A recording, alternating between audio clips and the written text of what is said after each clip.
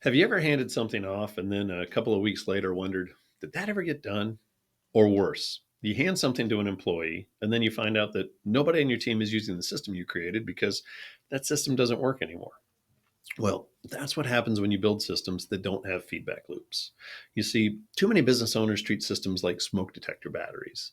They put them in and then they forget about them until they start making noise. And let's face it, they tend to make noise at the worst possible times.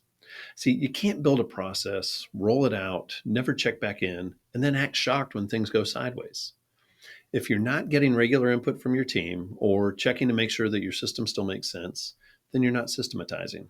You're gambling. See, a feedback loop, well, that's how you refine your systems. It turns a good process into a great one, and it keeps great ones from becoming outdated.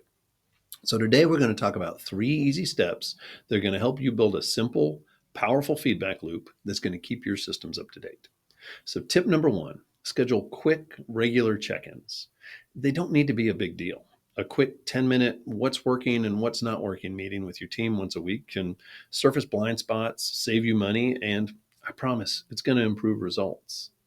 Tip number two, make it safe for your people to speak up. If your team's afraid to tell you that a system isn't working, guess what? They're not going to. You've got to create a culture where feedback isn't seen as complaining, it's seen as improving. You don't want to surround yourself with yes people. You want people who say, hey, we found a better way to do this. Tip number three, track and test your changes. If somebody suggests an improvement, try it, test it, and measure the results because good systems evolve over time. That's how you go from surviving to scaling. I see a lot of owners who are frustrated because things aren't running smoothly. And very often the problem is that nobody on their team wants to rock the boat. So as a result, problems fester, process breakdowns go unreported, and the business ends up being held together by duct tape and memory. But when you install a simple feedback loop, everything changes.